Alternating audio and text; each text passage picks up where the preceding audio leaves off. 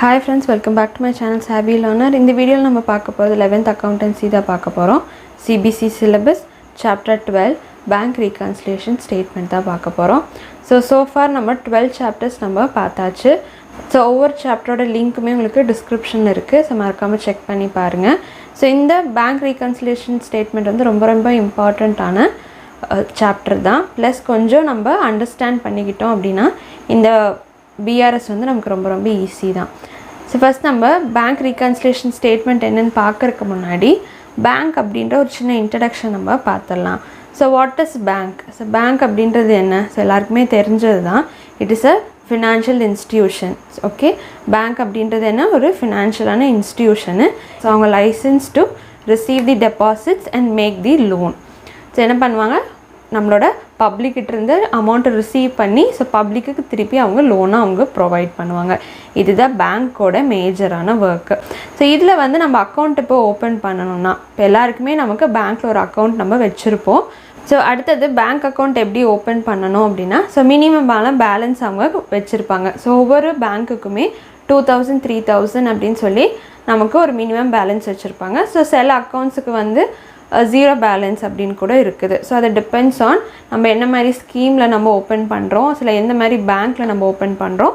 So இது எல்லாமே depend ஆகி தான் நம்மளோட மினிமம் பேலன்ஸ் வந்து இருக்கும். ஸோ அதுக்கு நம்மளோட ஐடென்டிட்டி வந்து கொடுக்கணும், நம்மள்ட்ட இருக்கிற நம்மளோட எவிடன்ஸ் வந்து நமக்கு கொடுக்கணும் டாக்குமெண்ட்டாக. So like Aadhaar card, PAN cards, அந்த மாதிரி நம்மளோட ஐடி கார்ட்ஸ் வந்து நம்ம ப்ரொவைட் பண்ணணும். நெக்ஸ்ட்டு வந்து பேங்க் வந்து நமக்கு என்னென்ன ஃபெசிலிட்டிஸ் வந்து ப்ரொவைட் பண்ணுவாங்கன்னா நமக்கு செக் தருவாங்க. ஸோ செக் வந்து எதுக்கு அப்படின்னா ஸோ செக் மூலமாக நம்ம அமௌண்ட் பே பண்ணிக்கலாம், அதே மாதிரி செக் மூலமாக நம்ம அமௌண்ட் வந்து ரிசீவ் பண்ணிக்கலாம். ஸோ இந்த இடத்துல வந்து கேஷ் வந்து நம்ம கேஷில் தான் ரிசீவ் பண்ணணும் அப்படின்றது கிடையாது. In form of cheque. இது வந்து நெகோஷியபிள் இன்ஸ்ட்ருமெண்ட் அப்படின்னு சொல்லுவாங்க. So it is valid for 3 monthsக்கு மோஸ்ட்டாக வந்து வேல்யூ ஆகும். ஸோ நெக்ஸ்ட் ஃபெசிலிட்டி நமக்கு அவங்க என்ன கொடுக்குறாங்க அப்படின்னா பாஸ்புக் ஆர் இ ஸ்டேட்மெண்ட் அப்படின்னு சொல்லுவாங்க. ஸோ இப்போ பார்த்திங்கன்னா ரெண்டுமே நமக்கு ப்ரொவைட் பண்ணுறாங்க தான். ஸோ எவ்ரி மந்த்து நம்ம என்னென்ன ட்ரான்சாக்ஷன் பண்ணுறோம் அப்படின்றது நம்மளோட மெயில் ஐடிக்கு அவங்க இ ஸ்டேட்மெண்ட்டாக நம்ம சென்ட் பண்ணிடுவாங்க, யார் பேங்கர். ஸோ அது நம்ம வேணும்னா நமக்கு எப்போ வேணுமோ நம்ம ப்ரிண்ட் அவுட் போட்டு எடுத்துக்கலாம். அதே மாதிரி நம்ம என்னென்ன ட்ரான்சாக்ஷன் பண்ணுறோம் அப்படின்ற டீட்டெயில்டான இன்ஃபர்மேஷன்ஸ் எல்லாமே எதில் இருக்குன்னா பாஸ்புக்கில் இருக்கும். ஸோ ரெண்டுமே பார்த்திங்கன்னா ஒரே இன்ஃபர்மேஷன் தான். இது நமக்கு மெயிலில் வர இ ஸ்டேட்மெண்ட் அப்படின்றது. நெக்ஸ்ட்டு பாஸ்புக் பார்த்திங்கன்னா நமக்கு ஒரு புக் ஃபார்மில் இருக்கும். அதில் நம்மளோட எல்லா டீட்டெயில்ஸுமே இருக்கும், நம்மளோட அக்கௌண்ட் நம்பரு, நெக்ஸ்ட்டு பேங்க்கோட எல்லா இன்ஃபர்மேஷன்ஸுமே எதில் இருக்கும், பாஸ்புக்கில் இருக்கும். ஸோ தேர்ட் ஃபெசிலிட்டி நமக்கு என்ன தராங்கன்னா ஏடிஎம் கார்டு வந்து தருவாங்க. ஸோ டெபிட் கார்டு வந்து நமக்கு ப்ரொவைட் பண்ணுவாங்க. ஸோ பேங்க் நமக்கு என்னென்ன ஃபெசிலிட்டி ப்ரொவைட் பண்ணுறாங்க, செக் நமக்கு இஷ்யூ பண்ணுறாங்க, நெக்ஸ்ட்டு பாஸ்புக் வந்து நமக்கு கொடுக்குறாங்க, நெக்ஸ்ட்டு ஏடிஎம் கார்டு. ஸோ இது பார்த்திங்கன்னா நமக்கு பேசிக்கான இன்ஃபர்மேஷன் அபவுட் பேங்க். இது மோஸ்ட்டாக எல்லாருக்குமே தெரிஞ்ச பாயிண்ட்ஸ் தான். ஸோ ஜஸ்ட் உங்களுக்கு ரீகலெக்ட் பண்ணுறதுக்காக நான் ரிப்பீட் பண்ணியிருக்கேன். ஸோ இந்த செக்கு வச்சு நம்ம என்ன பண்ணலாம், ஸோ நான் இப்போ யாருக்கா அமௌண்ட்டு நான் கொடுக்கணும், ஸோ கேஷில் கொடுக்கறதுக்கு பதிலாக நான் செக்கில் கொடுத்துட்டேன் அப்படின்னா ஸோ அந்த இடத்துல கேஷ் வந்து நம்ம கையிலேருந்து போகணுன்னு அவசியம் இருக்காது. நான் அமௌண்ட்டில் என்னோடய அக்கௌண்ட்டில் வந்து நான் டெபாசிட் பண்ணிட்டேன்னா போதும், அவருக்கு வந்து ஸோ எந்த டேட்டில் நான் கொடுக்கணுமோ அந்த டேட்டு எழுதி அந்த பர்சனோட பேர் கொடுத்து அவருக்கு நான் இஷ்யூ பண்ணிடலாம்.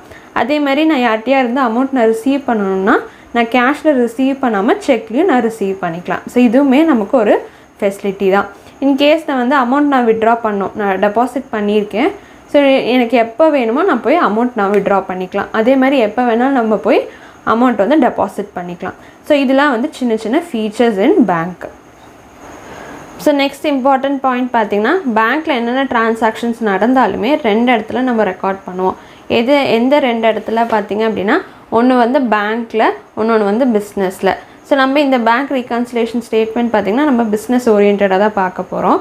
ஸோ பேங்கர் வந்து நம்மளோட எல்லா ஆக்டிவிட்டீஸ், ஸோ அக்கௌண்ட்டில் நம்ம என்னென்ன பண்ணுறோம், டெபாசிட் பண்ணுறோம், வித்ட்ரா பண்ணுறோம், கேஷ் வந்து யாருக்கா கொடுத்துருக்கோமா, இல்லை வந்து செக் ரிசீவ்டா, செக் இஷ்யூடா, ஸோ அந்த மாதிரி எல்லா இன்ஃபர்மேஷனுமே நம்ம வந்து செக் மூலமாக இல்லை பேங்க் மூலமாக பண்ணுறோம்னா அது எல்லாமே நம்மளோட அக்கௌண்ட்டில் வந்து ரெக்கார்ட் பண்ணி வச்சுருப்பாங்க. அதே மாதிரி பிஸ்னஸ் அப்படின்றது இங்கே என்னென்னா பிஸ்னஸ் பாயிண்ட் ஆஃப் வியூலையும் நம்ம ரெக்கார்ட் பண்ணி வச்சுருப்போம். ஸோ வந்து இந்த பர்சனுக்கு நான் அமௌண்ட் வந்து கொடுத்துருக்கேன், ஸோ மிஸ்டர் ஏக்கு வந்து இந்த டேட்டில் வந்து நான் அமௌண்ட் கொடுத்துருக்கேன், அதே மாதிரி அதாவது அமௌண்ட்டுன்றது செக் மூலமாக நான் கொடுத்துருக்கேன். ஸோ மிஸ்டர் பீட்லேருந்து இந்த டேட்டில் நான் வந்து செக் ரிசீவ் பண்ணியிருக்கேன். ஸோ நான் இந்த இன்கேஸ் மிட் ஆஃப் மந்தில் வந்து நான் அமௌண்ட் போய் டெபாசிட் பண்ணியிருக்கேன், எண்டு வந்து நான் சேலரிக்காக அமௌண்ட் நான் வித்ட்ரா பண்ணியிருக்கேன் அப்படின்னா ஒரு அக்கௌண்ட்ஸ் வந்து நான் போட்டுகிட்டே தான் வருவேன். ஸோ இது வந்து நம்ம எதில் படிச்சிருக்கோம், ஆல்ரெடி நம்ம இதை வந்து இந்த கான்செப்ட் படிச்சிருக்கோம். டபுள் காலம் கேஷ் புக்கில் நம்ம இதை பற்றி டீட்டெயில்டாக பார்த்துருக்கோம். ஸோ டபுள் காலம் பார்த்திங்கன்னா கேஷ் புக்கும் நம்ம வச்சுருப்போம், நெக்ஸ்ட் வந்து பேங்க் காலம் ரெண்டுமே நம்ம ப்ரிப்பேர் பண்ணுவோம். ஸோ அதுதான் இங்கே வந்து நம்ம பார்க்க போகிறது. ஸோ நம்ம பார்க்குற வந்து பிஸ்னஸ் ஓரியன்டாக பார்க்குற என்ட்ரிஸ் பார்த்திங்கன்னா டபுள் காலமில் மெயின்டைன் பண்ணது தான் நம்ம இங்கே வந்து பார்க்க போகிறது.